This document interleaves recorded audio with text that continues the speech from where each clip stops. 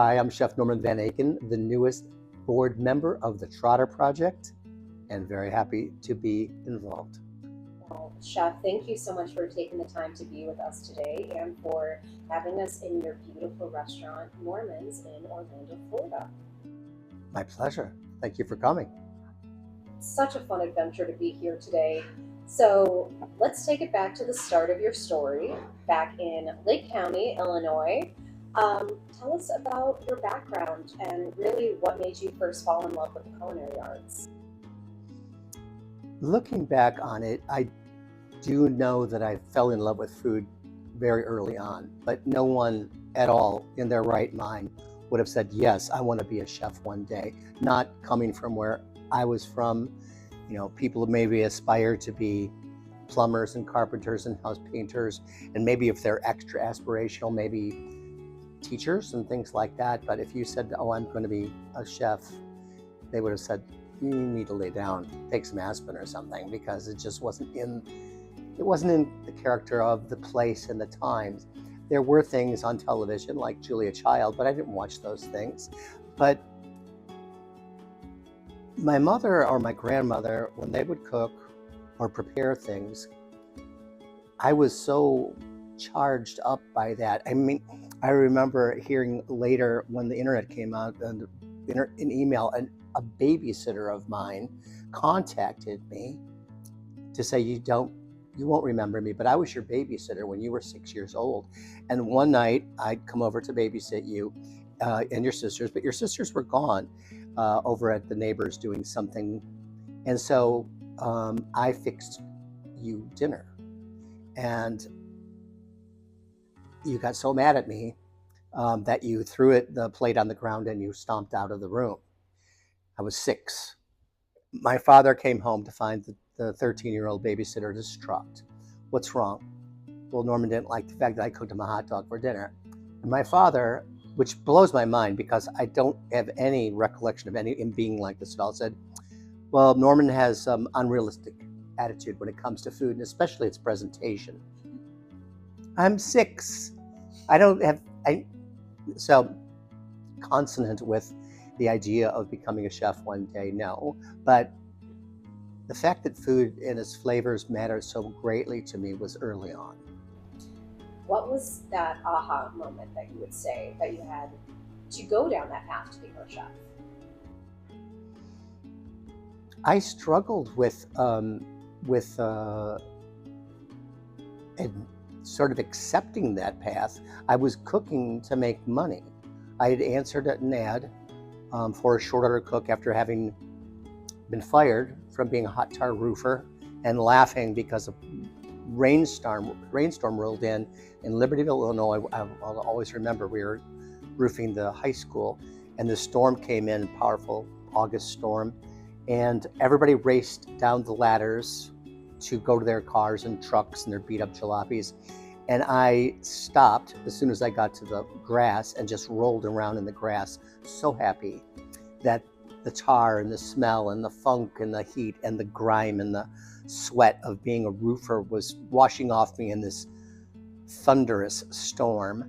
And in my role, I ran into a human form, and that was my boss. My arms hit his legs, and he said, Van Aken, we don't need your type around here any longer.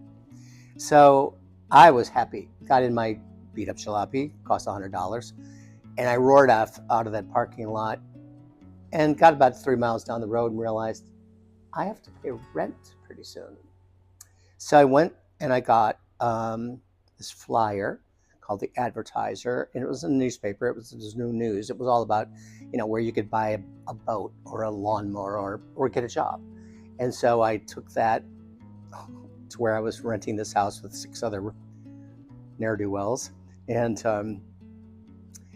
I went through that newspaper, and there was an ad that said short order cook needed, no experience necessary. So I circled that ad in the newspaper and realized I should hide my long hair because this was 1972 and it wasn't really a thing for the Midwesterners. So I tucked it back and went in and applied for a job at this diner. And they said, yeah, come tomorrow morning at 6:30. You'll be a breakfast person. And so that's how it began. But I did like it. But I didn't think of myself as being a cook or a short order cook or any kind of a cook as my real career path. But I kept going from, let's say, well, soon after that, I moved to Key West again. And that's down in Key West. That was kind of a good job to get. And there was a lot of places hiring because it was a tourist town. And I did like it, but I didn't have the aha moment. That took a while. And where did you go once you got to Key West? To work? Yes. Okay. My first job in Key West was at a place called the Midget Bar and Grill. It was opened 24 hours, and the man that hired me told me I'd be cooking barbecue. I said, I don't really know how to cook barbecue. And he said, that's okay. You're going to be working the midnight shift. The people who come in here at that hour will be so messed up, they won't know the difference. There's a vote of confidence. So I did that. And it was one of the performers, because they had a 6-string guitar player. Oftentimes, one of the performers was an unknown strummer named Jimmy Buffett, who played in his shorts and bare feet. And this was Key West. This was 1972, 1973, 1974. I moved from one job to the other, but I still hadn't had that moment of aha at all. It took a while. And I think the moment of aha really came around 8 years into cooking. That seems like a lifetime to people who especially are at the age of the chefs and the cooks in my kitchen right now. To not know what you're doing after 6 or 7 years maybe seems ridiculous, but it just didn't. I hadn't seen where art and the work intersected. We worked super hard, and we liked what we did, and we were proud of what we were doing as far as making the food. I was very serious about that, even though I hadn't bought in. But then working for this one temperamental Italian gentleman who had a very small restaurant, which he had with his wife, his pregnant wife, I began to see things began to coalesce in my mind where I could envision me doing what he was doing, having a small restaurant with Janet, having a baby, a patron, a chef patron. Like, I was beginning to read, and I was reading a book called The Auberge of the Flowering Hearth. Fantastic book of these two women who had an inn, a little inn in the Carpathian Mountains. And they lived like it was the 1800s. They fished they caught their own fish, they shot their own game, they made everything from scratch. It was a kind of a hippie ideal in some ways, but it resonated with me. And I began to then see a way into becoming a chef in ways that I had not before.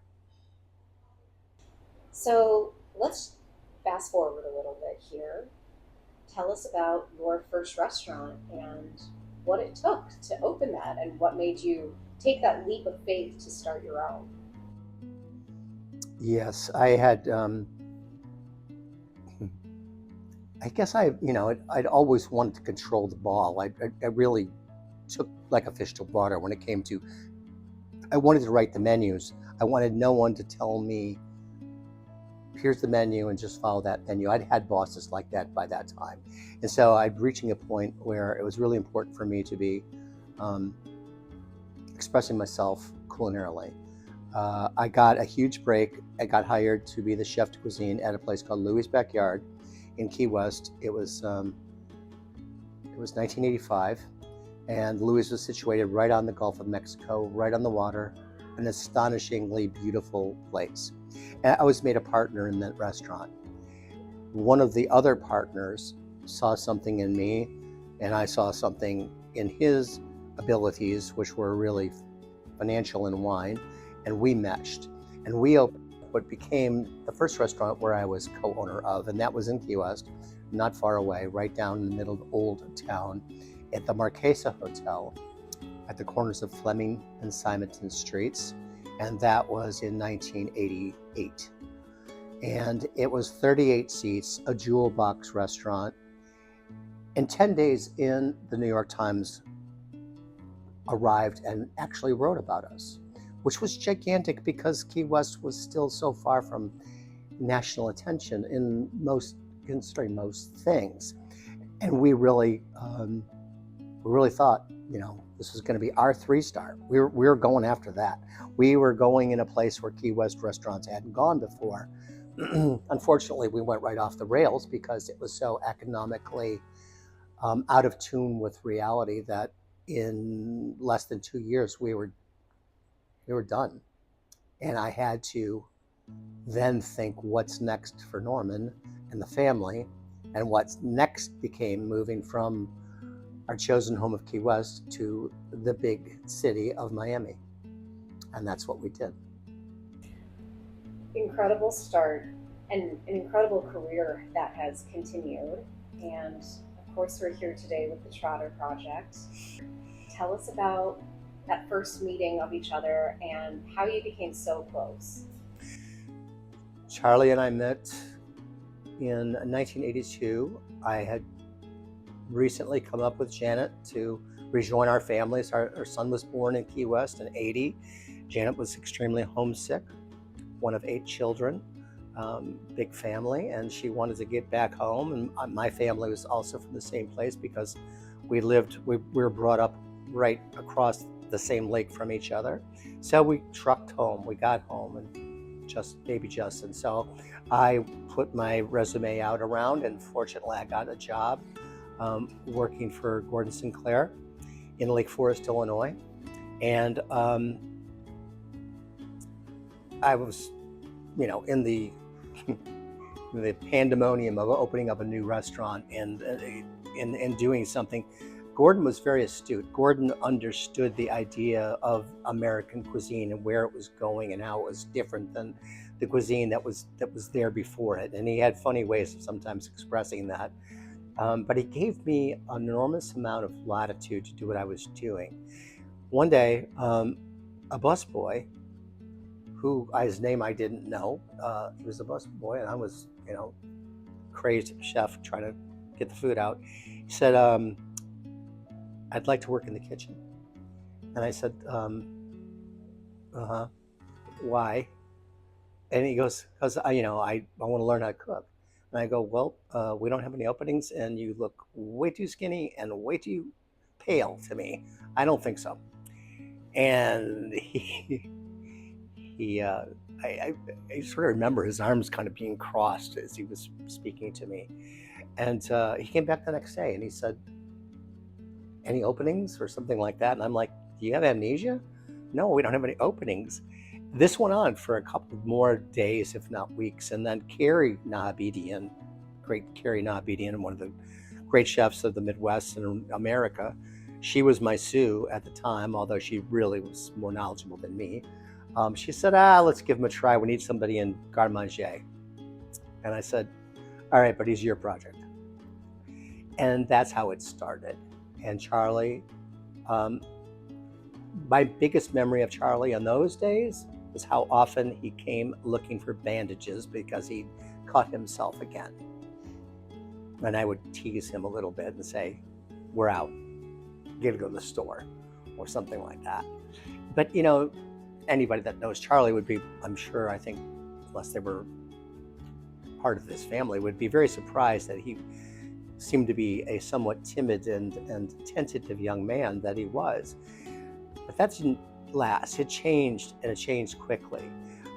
We found our friendship began to really form when he moved to California to go to school, and he began to write me postcards and letters, and others too, like Carrie. He's the best at communicating through letters and postcards, and famously, because of the movie, the documentary. But we began to see we had a deep shared love of literature. And when he found that me as chef loved literature and he as chef loved literature and music, it created a bond in us that really accelerated and became stronger. And he was just so incredibly marvelously smart. He was writing these postcards about his experiences going to the restaurants in San Francisco at that time, because that's where he was studying.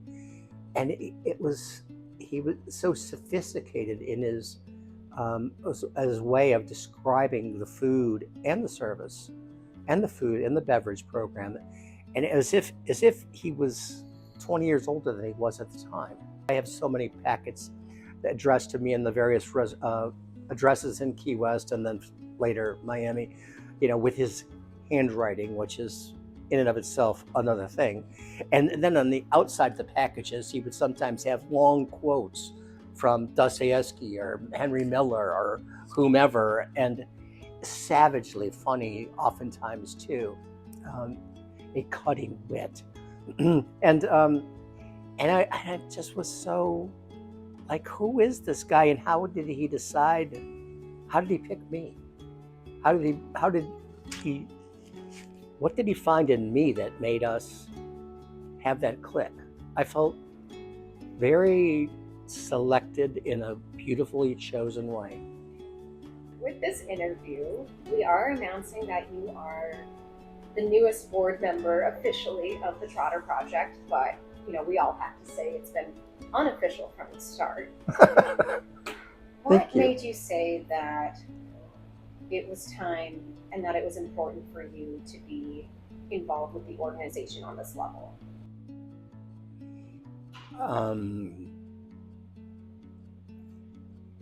When someone gives you the kind of love that Charlie gave me, and by extension gave my family, Janet, Justin, he always wrote, the books, he inscribed the books to all of us.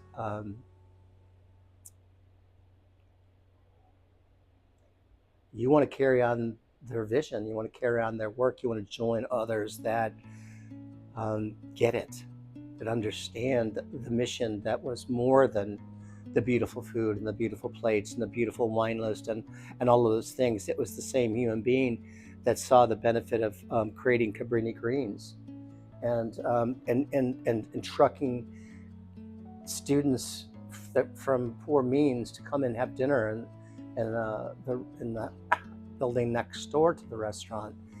All of those things that Charlie was also about, his extraordinary breadth. The Trotter Project is continuing that work in ways that I think makes him smile from heaven, and to be in the choir with you all is something I really am looking forward to. A big part of that mission is really helping chefs, folks in the hospitality and agricultural industries of the future. What would you say to someone who is looking to enter any of these fields? What is your biggest piece of advice?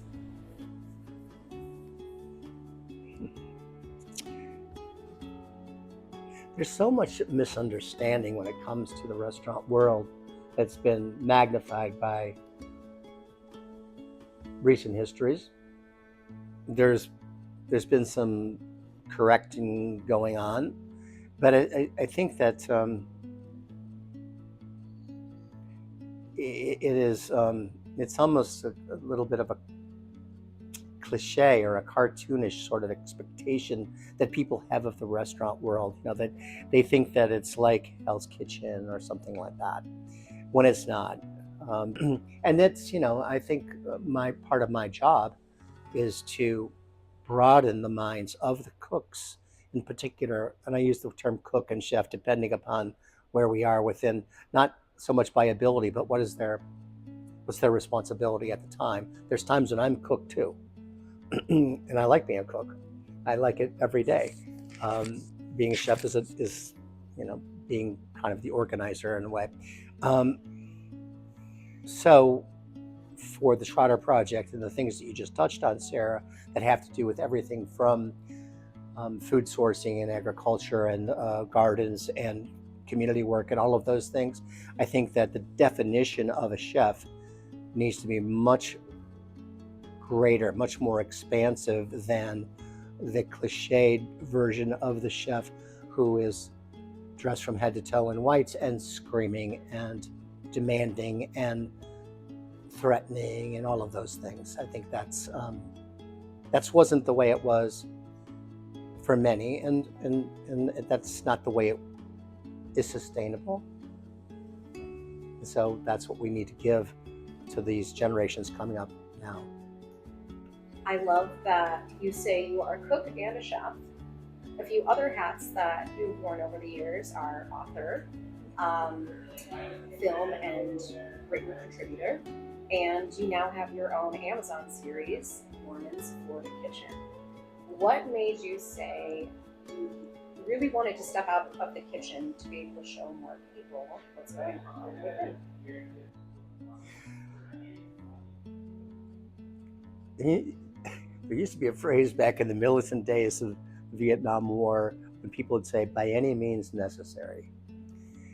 And I'm flipping that phrase around in the positive version of it, which is, I am on this earth to tell a story about food. The terroir of my story is South Florida, Central Florida. The characters in my story are the people who cook with me, who bring me the food to cook, the customers that I serve. I can tell that story by making the food from a stove and a cutting board, or I can tell that story through books, or I can tell that story through video series. So those are the various means necessary. There's a quote that, it's always going to be a quote, I think.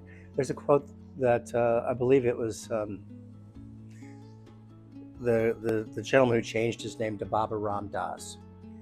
I think his born name was Richard Alpert, and he said, at the end of the day, we're all just walking each other home.